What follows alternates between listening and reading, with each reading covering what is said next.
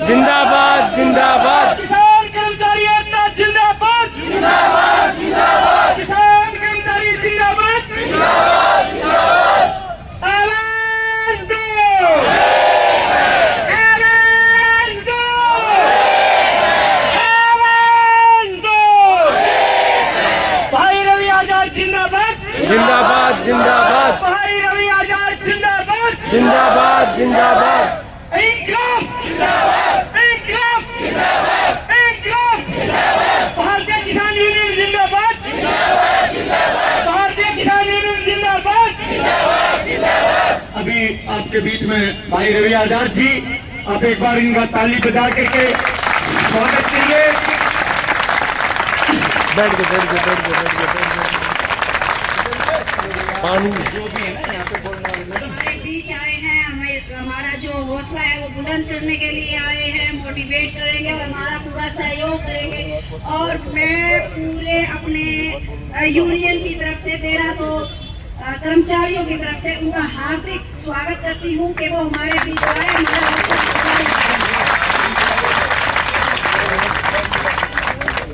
उनके बारे में निकाल दिए गए। सबसे बड़ी दुख की बात ये, हमने 12-12 साल 14-14 साल 18-18 साल काम करते हो गए, उस बीजेपी प्रशासन को हमको ये बताया कि भाई रवि आजाद जिंदाबाद भाई रवि आजाद जिंदाबाद किसान कर्मचारी एकता जिंदाबाद किसान कर्मचारी एकता जिंदाबाद धन्यवाद।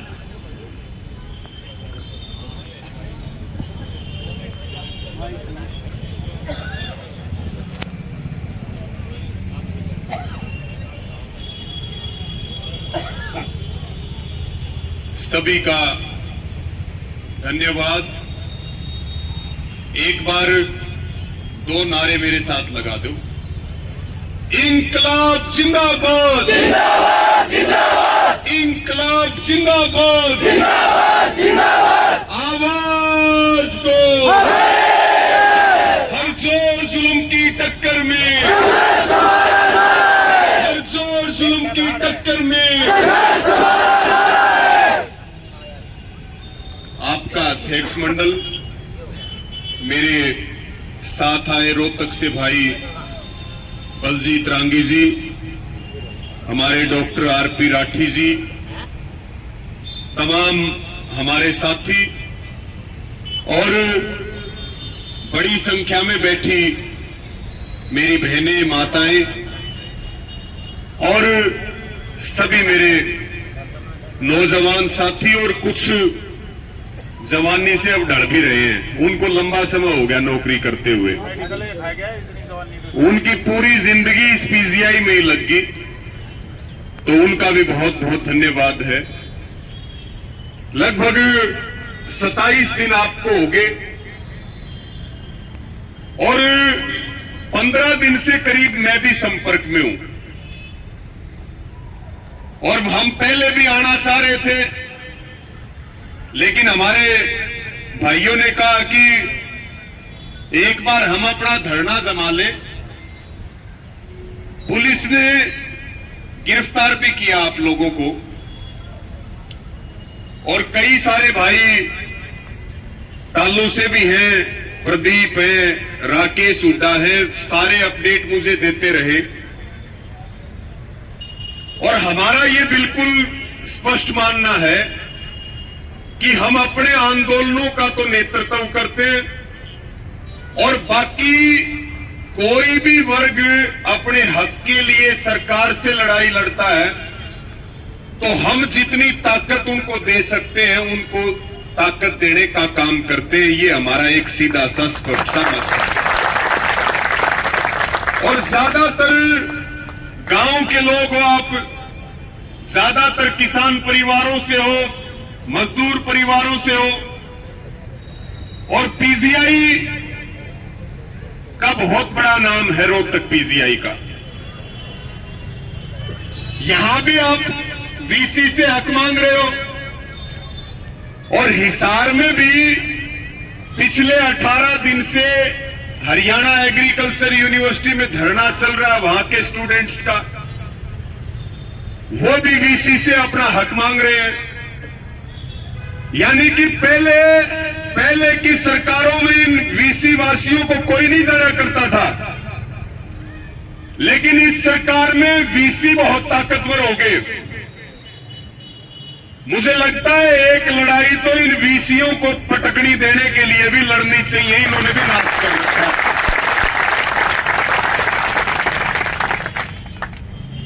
इतना बड़ा नाम है रोहतक पीजीआई का, आप लोग 27 दिन से बैठे हो, वीसी ने कोई बात की क्या आपसे? कोई बात की? एचएयू के अंदर, हिसार के अंदर 18 दिन से बच्चे बैठे, बच्चों के सिर फोड़ दिए गए, वहां भी वीसी कोई बात नहीं करता है।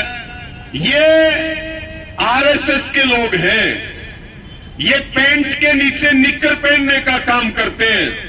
इनका काम यही है, बड़ी संस्थाओं को बर्बाद करने का काम है, इनको आरएसएस का अड्डा बनाने का काम है, इनमें आरएसएस के लोगों को भरने का ये काम कर रहे हैं। आप लोगों को, पीजीआई को मैं ये कहता हूं, ये एचकेआरएन वगैरह तो आज नहीं तो कल इनको करना ही पड़ेगा। बाकी इन संस्थाओं को बचाने की लड़ाई भी आपको लड़नी पड़ेगी, नहीं तो ये बर्बाद कर देंगे।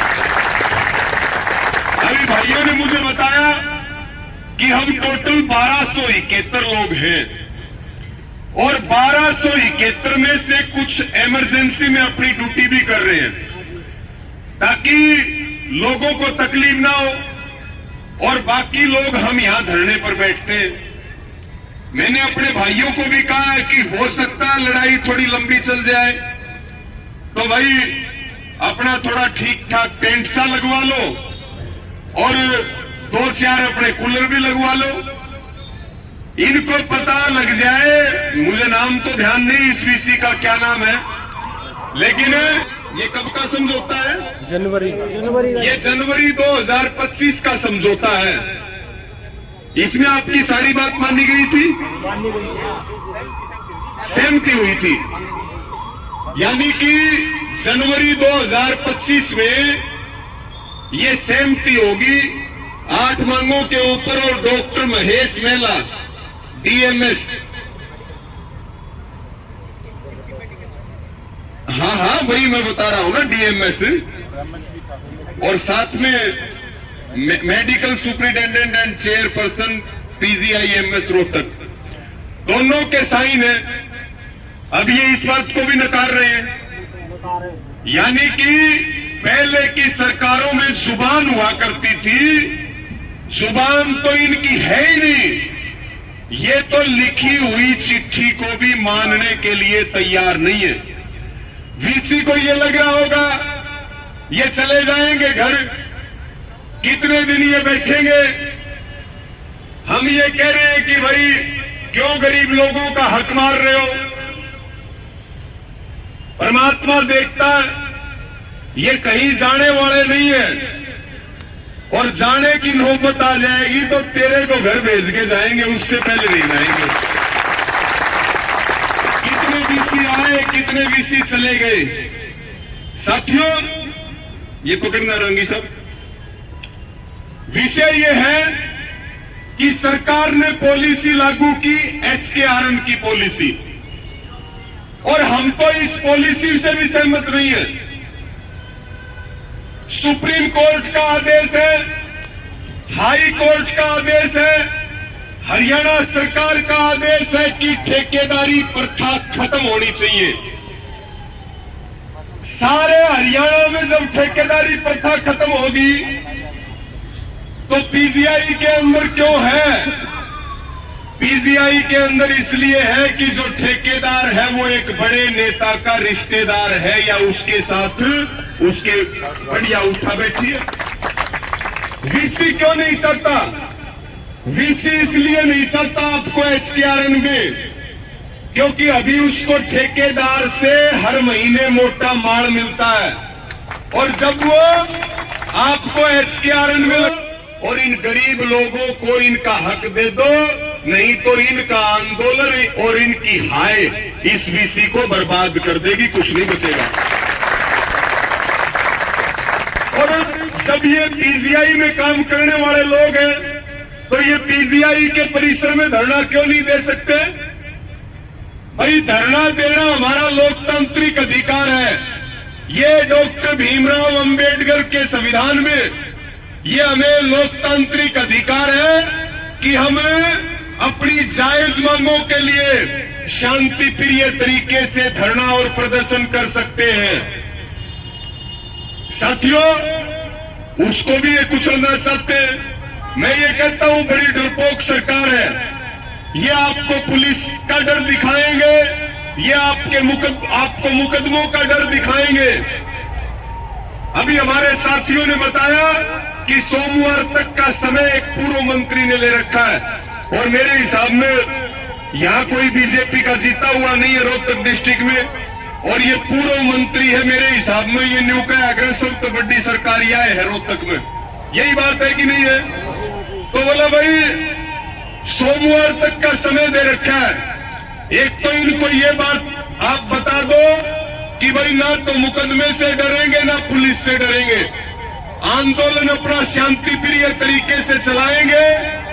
इस बात के ऊपर सारे सहमत हो कि नहीं हो? और भाई मरे तो पड़े ही हो, मरे तो पहले ही पड़े हो। जब आपके पेट पे लात मारी जा रही है तो मरे तो पहले ही पड़े, इससे ज्यादा बर्बाद हो सकते हैं क्या बताओ? और भाई अगर मांग नहीं माननी तो भाई सारे लोगों को अपनी जेल के दरवाजे खोलो और जेल में बंद कर दो, वहीं अपना जो है जेल काटेंगे, वहीं रोटी खाएंगे, पता लग जाएगा सरकार को। लेकिन